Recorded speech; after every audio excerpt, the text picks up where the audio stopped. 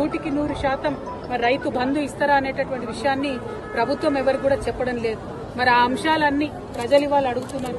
2500 రూపాయలు ఎప్పుడు ఇస్తారు, మాకు పెన్షన్లు ఎప్పుడు ఇస్తారు, మీరు ఇచ్చినటువంటి హామీలన్నీ ఎప్పుడు ఇస్తారు, విద్యా భరోసా కార్డు ఎప్పుడు ఇస్తారని చెప్పి విద్యార్థులు ఉద్యోగులు అందరూ అడుగుతున్నటువంటి సందర్భం. జాబ్ క్యాలెండర్లు వేస్తామని చెప్పి విద్యార్థుల్ని మోసం చేసి యువతను మోసం చేసి అధికారంలోకి వచ్చినటువంటి సందర్భం మీ అందరికీ తెలుసు. మరి ఇవన్నీ అడుగుతుంటే కాంగ్రెస్ పార్టీ మీద ముఖ్యమంత్రి గారి మీద ఒత్తిడి పెరుగుతున్నటువంటి సందర్భంలో భరించలేక రోజొక కొత్త డ్రామా కాంగ్రెస్ పార్టీ చేస్తుంది. ఒకసారి కేసీఆర్ గారికి కాళేశ్వరం మీద నోటీసు, ఇంకొక రోజు హరీష్ రావు గారికి నోటీసు, ఇంకొక రోజు ఇంకొక సీనియర్ నాయకుడికి నోటీసు, ఇవాళ మరి కేటీఆర్ గారికి మరి నాకు తెలిసి ఇది 5వ 6వ నోటీసు ఇవ్వడం.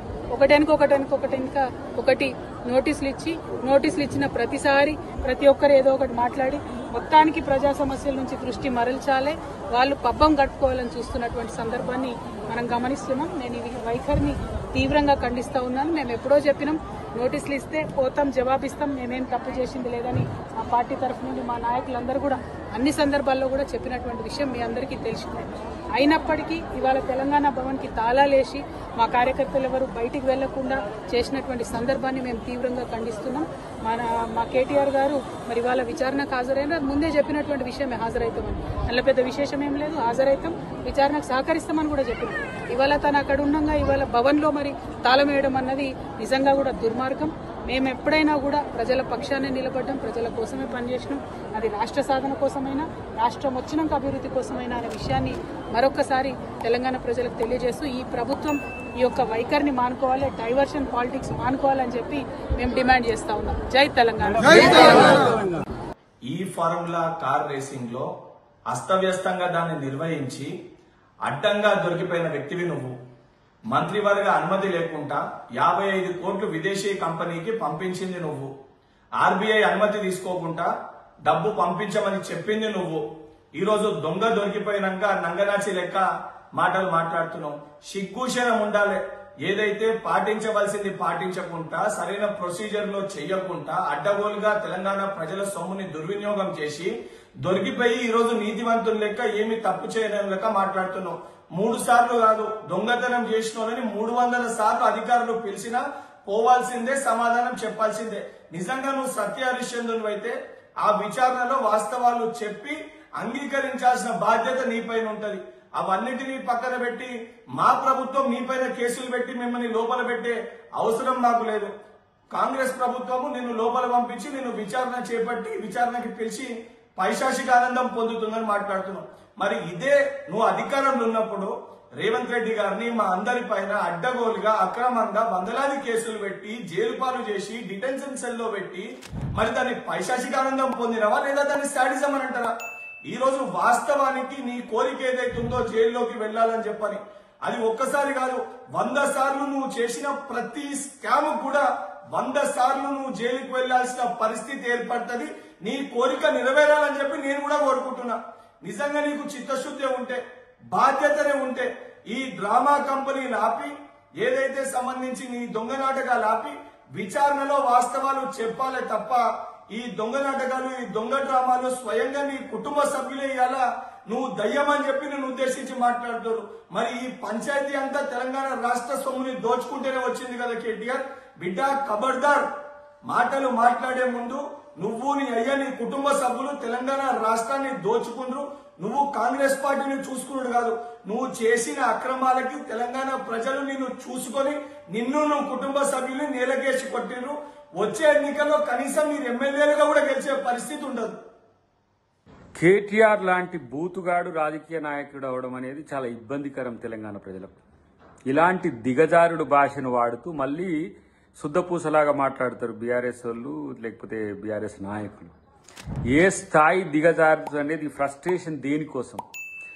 దోచుకోవడం మీ వంతే, దబాయింపు మీ వంతేనా? తెలంగాణ ప్రజలు దోచుకున్న దొంగలు మీకు మాట్లాడే నైతిక హక్కు ఉందా? అసలు తెలంగాణ సమాజాన్ని నమ్మి మీ చేతిలో పెడితే ఇలా తెలంగాణ ప్రజలకు మీరు ఇచ్చింది ఏంది? ఇలా మాట్లాడుతున్నాడు కేటీఆర్. అన్ని రకాల దొంగతనాలు చేసిన దొంగలు మీరు ఉండాల్సింది ఎక్కడో, అందుకని ఫ్రస్ట్రేషన్. కమిషన్ కంటే ముందు మీరు మాట్లాడుతున్న తీరు, మీ అసహనాన్ని చూస్తే ఇలా ఏమర్థమవుతుందో ఇప్పటికైనా తెలిసిపోతుందో తెలంగాణ సమాజానికి.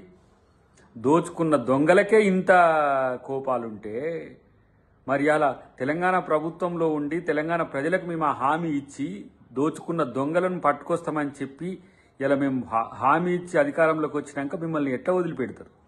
కాబట్టి మీ అందరూ కుటుంబం మొత్తం దొంగలుగా మారి ఇవాళ కాంగ్రెస్ పార్టీనో ముఖ్యమంత్రి గారినో తిడితే మీకు వచ్చేది గొప్పగా ఏం లేదు.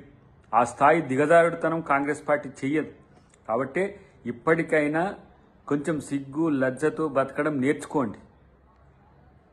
దోచుకోవడం మరిచి కనీసం ప్రజల కోసం పోరాడడం తెలుసుకోండి. కాంగ్రెస్ పార్టీ మీద, కాంగ్రెస్ ప్రభుత్వం మీద అవాకులు చవాకులు పేరుతున్న మిస్టర్ కేటీఆర్, కాంగ్రెస్ పార్టీ లేకుంటే మీకు మీ కుటుంబానికి పుట్టగతులు లేవు. ఆ రోజున తెలంగాణ ప్రజల కోసం కాంగ్రెస్ పార్టీ తెలంగాణ ఇవ్వాలనుకున్న పరిస్థితుల్లో 2004లో మీతో పొత్తు పెట్టుకున్న తర్వాత మీ పార్టీకి భవిష్యత్తునిచ్చింది కాంగ్రెస్ పార్టీ. 2014లో బిల్ పాస్ అయిన తర్వాత మీరు కాంగ్రెస్తో మర్జ్ అవుతామని చెప్పి దొంగ ప్రకటనలు చేసి మీరు స్వార్థపరంగా మీరు నిలబడ్డా మీకు గెలిచిన ప్రజలు ప్రభుత్వాన్ని ఏర్పాటు చేసింది ప్రజల డబ్బును దోచుకోమ్మనో ప్రజల ధనాన్ని దుర్వినియోగం చేయాలని కాదు. ఇలా ప్రాజెక్టుల పేరు మీద మీరు చేసిన ఏవైతే దందాలు ఉన్నాయో అవన్నిటికీ ఇలా ఏమవుతుంది?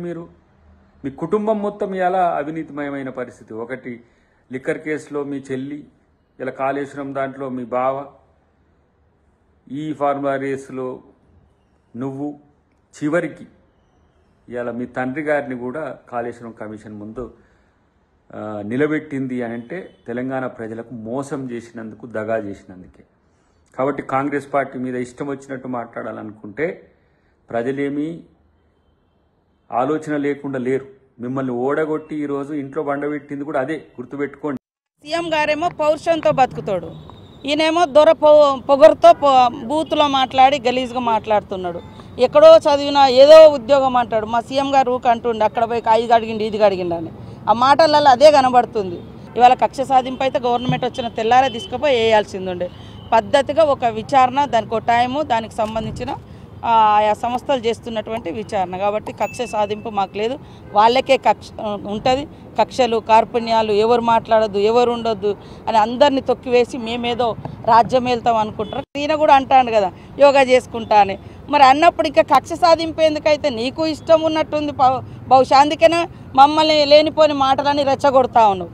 మా సీఎం గారు ఏం రెచ్చిపోకుండా నిమ్మలంగా ఇది ఏ రకంగా అది మూమెంట్ అవుతుందో, ఏ రకంగా ల్యాండింగ్ అవుతుంది, ఏ రకంగా టేకాఫ్ అవుతుందని ఉండే అటువంటి అనేక రకాల అంశాలను దృష్టిలో పెట్టుకొని సీఎం గారు ముందుకెళ్తా ఉన్నారు. ప్రభుత్వం ముందుకెళ్తుంది. మాకేం కక్ష సాధింపు లేదు.